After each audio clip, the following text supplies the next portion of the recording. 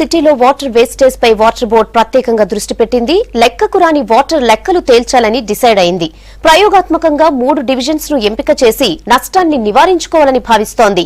అయితే ఈసారి మాత్రం పగడ్బందీగా నీటి లెక్కలు తేల్చి నష్టాన్ని నివారిస్తామని చెబుతున్నారు అధికారులు.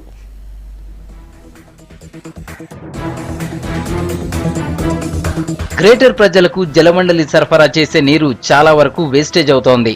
ప్రతిరోజు మిలియన్ గ్యాలన్ల కొద్దీ వాటర్ లెక్కలు తేలకపోవడంతో అధికారులు తలలు పట్టుకుంటున్నారు.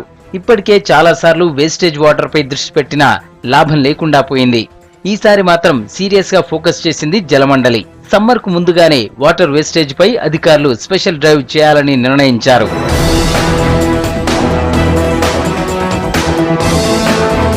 నగరవాసులకు 2 రోజులకోసారి 390 మిలియన్ గ్యాలన్ల నీటిని వాటర్ బోర్డు సప్లై చేస్తోంది.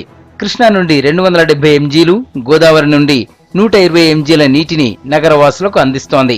కానీ ప్రస్తుతం సప్లై చేస్తున్న నీటిలో 35% వాటర్ ఎటుపోతుందో అంతు చిక్కడం లేదు.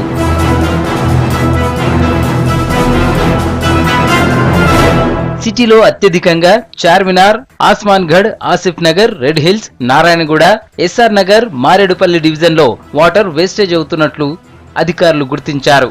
ఈ డివిజన్లకు సప్లై చేస్తున్న వాటర్ లో 50% పైగా నీటి లెక్కలు మిస్ అవుతున్నాయి.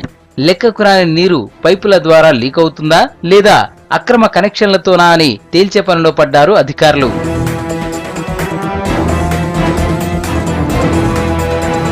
వాటర్ వేస్టేజ్ ను అరికట్టేందుకు వాటర్ బోర్డు 3 డివిజన్లను ఎంపిక చేసింది. ఇందులో ఎస్ఆర్ నగర్, మారేడుపల్లి, నారాయణగూడ డివిజన్ లో అధికారులు క్షేత్రస్థాయిలో పర్యటించి తాగునీటి నష్టాలను నివారించనున్నారు. ప్రజల్లో అవేర్నెస్ తీసుకురావడంతో పాటు బోగస్ కనెక్షన్లపై చర్యలు తీసుకోనున్నారు.